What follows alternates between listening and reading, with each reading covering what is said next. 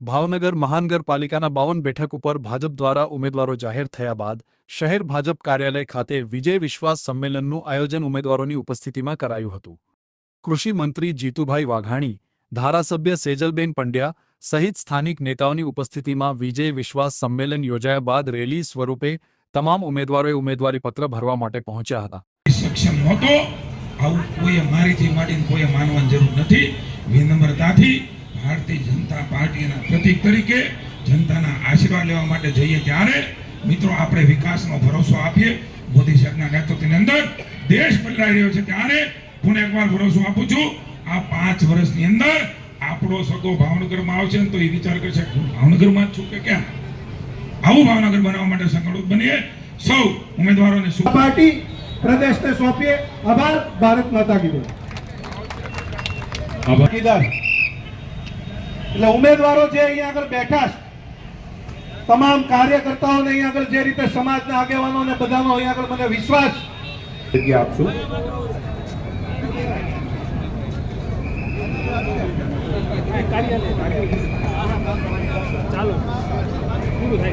આટલા દિવસો એ કોંગ્રેસ અને વિપક્ષ માટે સમય ઓછો છે, આટલા બધા કાર્યકર્તાઓ છે મિત્રો, માનીને ચાલજો આ દિવસો તો બહુ છે ભાજપ માટે, કારણ કે ભાજપ પાસે ફોજ છે કાર્યકર્તા। એક ઓવરબ્રિજ ની વાત થઈ, 550 ના કરોડના ખર્ચે અહીંથી ઓવરબ્રિજ થવાનો છે બીજો, દેસાઈ નગર થી લઈને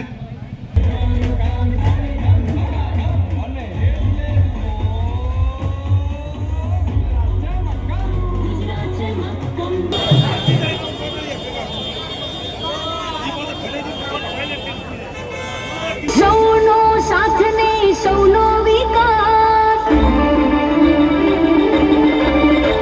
સૌનો સાથ ને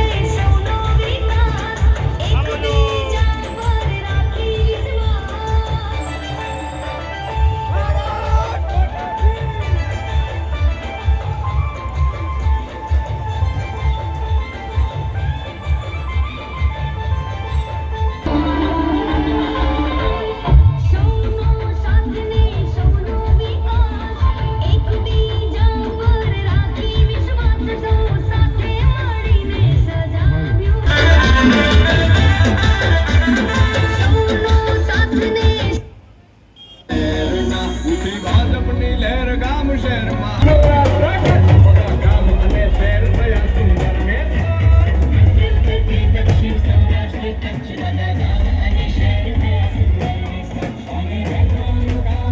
અને ત્યારબાદ આપણા સૌ કાર્યકર્તાઓ ચાલશે।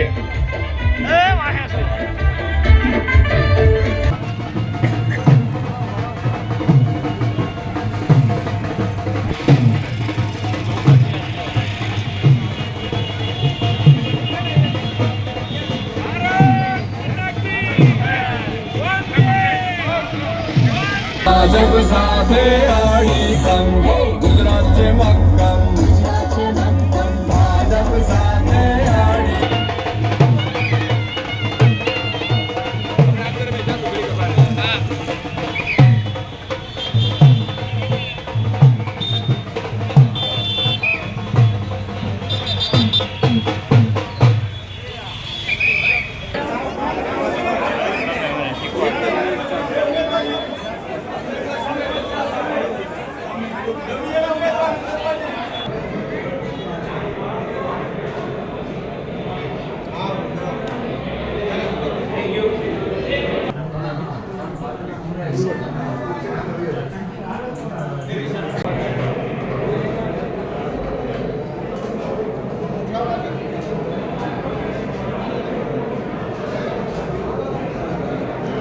આજરોજ ભાવનગર મહાનગરપાલિકાના ફોર્મ ભરવાના અંતિમ દિવસે આજે ભાવનગરના 13 વોર્ડના 52 ઉમેદવારશ્રીઓ વિજય વિશ્વાસ સંમેલન સાથે એક વિજય સંકલ્પના સહકાર સાથે આજે 52 ઉમેદવાર અમારા 12 ને 39 શુભ મુહૂર્તે આજે ફોર્મ ભરવાના છે।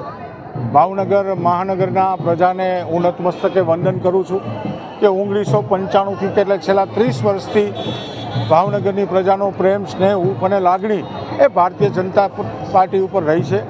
આ વખતે પણ 13 વોર્ડમાં જે 44 બેઠક અમારે ગઈ ટર્મમાં જે આવી હતી એ 52 બેઠક કબજે કરવા માટે ભારતીય જનતા પાર્ટીનો કાર્યકર્તા સજજ છે. પ્રજાનો પ્રેમ એ અવિરતપણે અમને મળ્યો છે.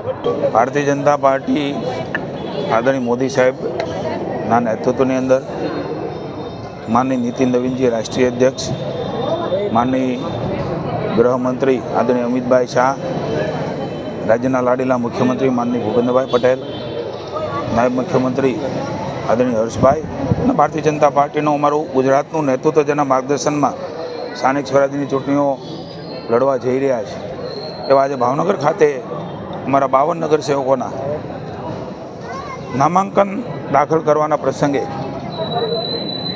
કાર્યકર્તાઓ રેલી સ્વરૂપે આજે કલેક્ટર કચેરીએ પહોંચ્યા છે.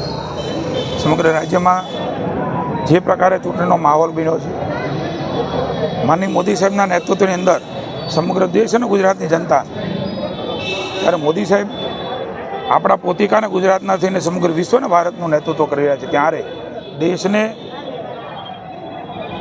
એક સક્ષમ અને વિશ્વગુરુ બનાવવા જઈ રહ્યા છે, ત્યારે ગુજરાતમાં ક્યારેય પાછું નથી રહ્યું. સ્થાનિક સ્વરાજ્યની ચૂંટણીઓ એ જનતાના આશીર્વાદથી સમગ્ર રાજ્યમાં પુનઃ એકવાર ભારતીય જનતા પાર્ટી જીતવા જઈ રહી છે. હું વિનમ્રતા સાથે, ભાવ સાથે જનતાનો ઋણ સ્વીકાર કરીને આભાર પણ માનું છું. સતત આશીર્વાદ આપ્યા છે, ત્યારે આ વિકાસની પંથે ભારતીય જનતા પાર્ટી આદરણીય